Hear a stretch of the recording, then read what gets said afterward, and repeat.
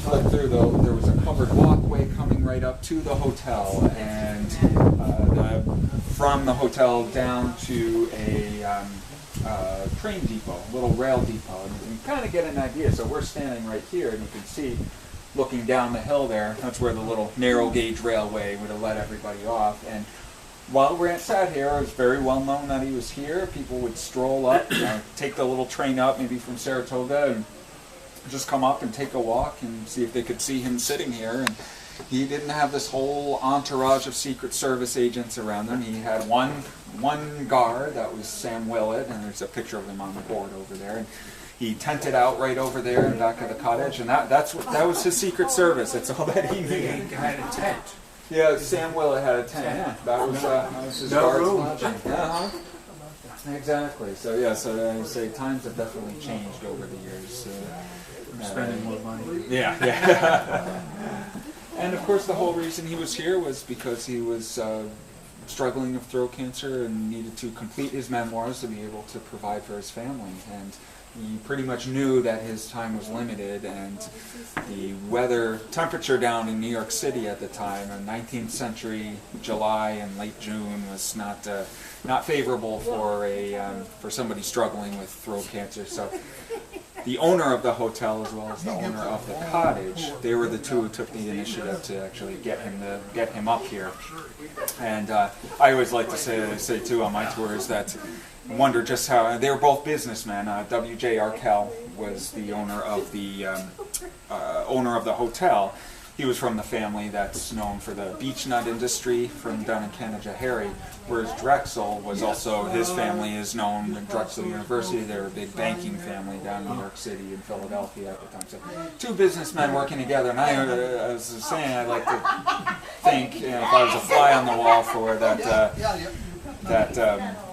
talk of getting him up here, I figure they probably had some idea in the bag, because yes, well, if he came out and if he died here, we have a great hotel for people to stay in when they come to pay their respects, for essentially become a shrine. So, and that's essentially what happened. Thousands and thousands of people had come through here after he passed away. Just think of all the Civil War vets at the time, and so it's a very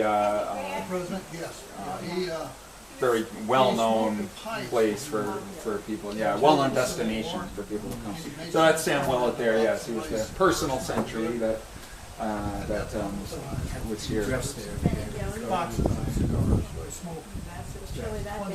Oh yes, yes. So probably, even though it was July when the family was here, it was still there was records of 40-degree temperatures up here on the mountain. And there's also some documentation that they actually got a fire going in the fireplace at the time too. So yes, that's the main reason for getting them on, the sweltering hot temperatures of New York City. So one of the also drawing factors of the cottage is just how authentic it stayed over the years. There's many other historic sites out there, but over the years they've had to replace furniture and renovate this and that, and we're very fortunate that we've had great security over the years since the 70s. And Can't ask for more. Exactly. And then also too, we've had caretakers who I'll talk about a little bit more inside, who played a crucial role in keeping this place how it was. They lived upstairs and they gave tours throughout the years and were security as well, so that's another reason things have stayed authentic. And just the geographic location, we're up on a mountain here too, so it's just geographically safe as well, rather than being right in town somewhere. Yeah, with that said, we can head on inside here.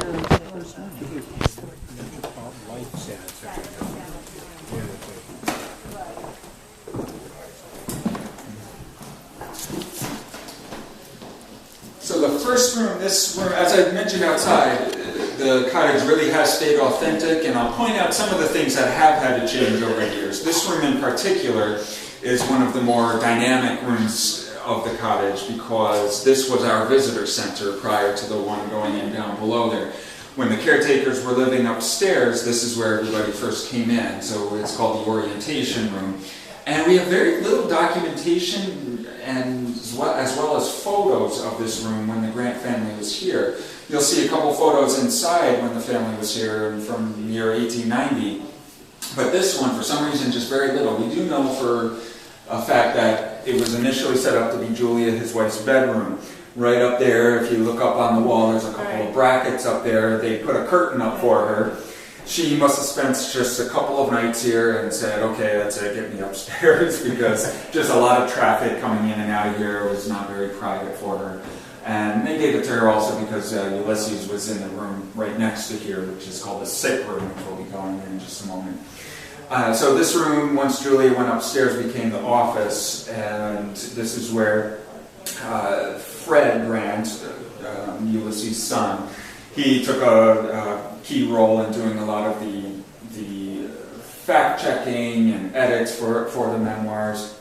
He also had a stenographer here. He was unable to speak very well, so a lot of the writing was done by a stenographer. And then also who spent some time in this room was this fellow right here, Mark Twain, or Samuel Clemens. He did the publishing for the memoirs.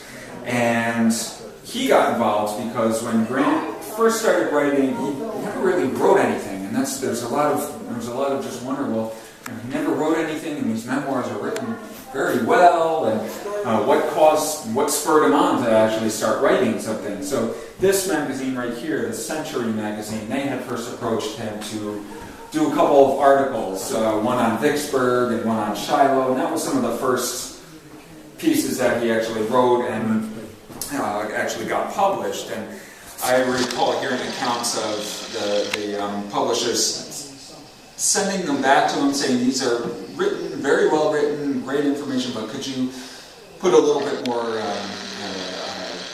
personality, should I say, and said, yeah, they were written as a general would write, very tactical, very really going into strategies, but not so much more people friendly. Exactly. So that's how I personally feel he got his writing style, was just from some of the feedback that he received from that publication, and then they actually kind of nudged him to write his memoirs. Well, Mark Twain found out about it. He had just published Huckleberry Finn, had his own publishing company going down in New York City at the time.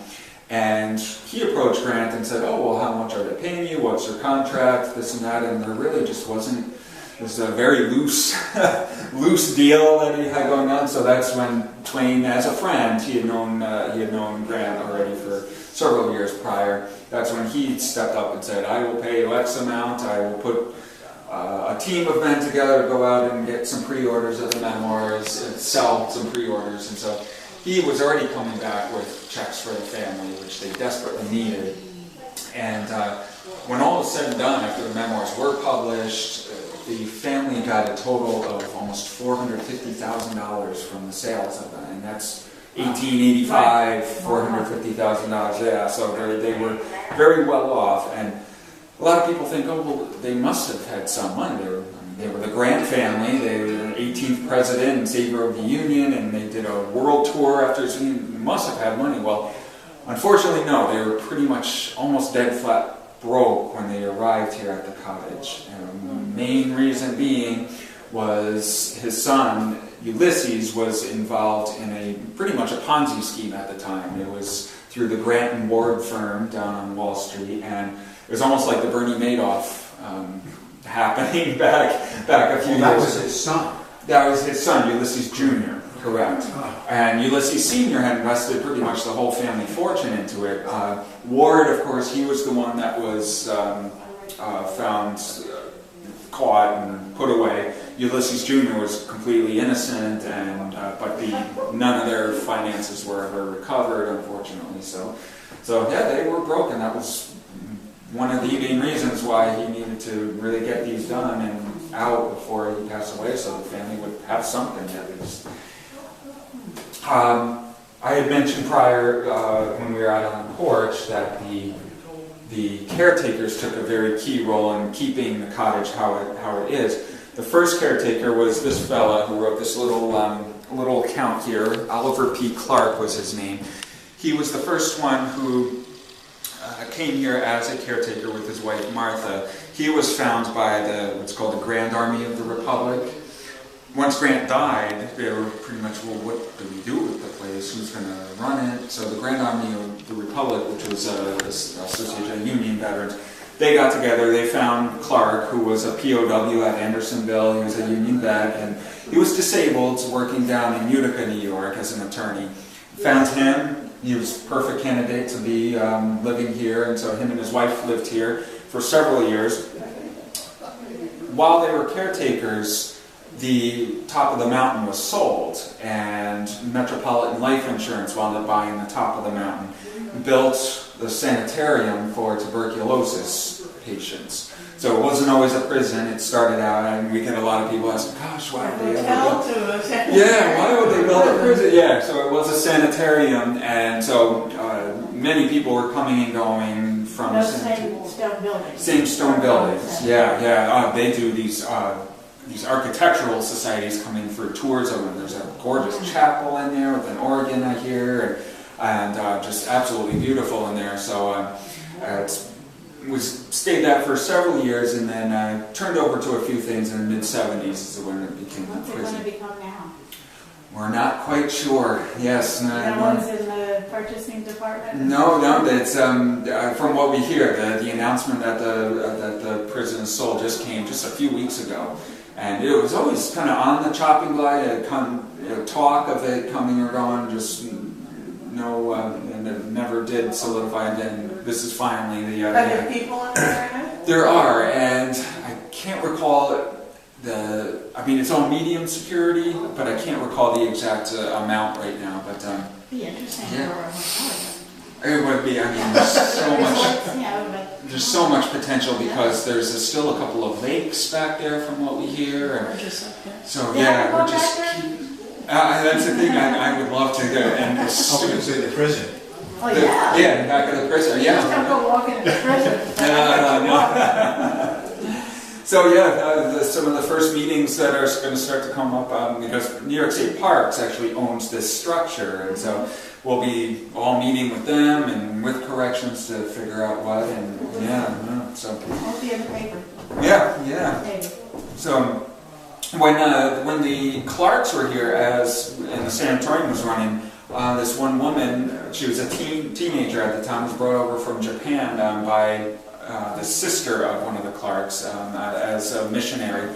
She was brought over, was a patient at the sanitarium, and then she got to know the Clarks a bit more, started to learn about Grant, and once Oliver passed away, she got to know Martha a lot better. Practically started living here at the cottage at the time. When Martha passed away, she became the head caretaker here. Now, she was from Japan and was here 1941 during Pearl Harbor, was actually put under house arrest here when they were starting to put all the Japanese into internment camps. She was actually under house arrest here, and then in 1949 she was still here, and she's pictured here. This is a great photo. This is Ulysses III came back. Ulysses III was this little boy right here. Even though he has little long hair there, he was only 4 years old. He came back as a general in 1949 and is meeting with CA, Narita was her name, and came back and spent some time with her and tried to remember. I guess he had couple of very faint memories of being here as a 4-year-old.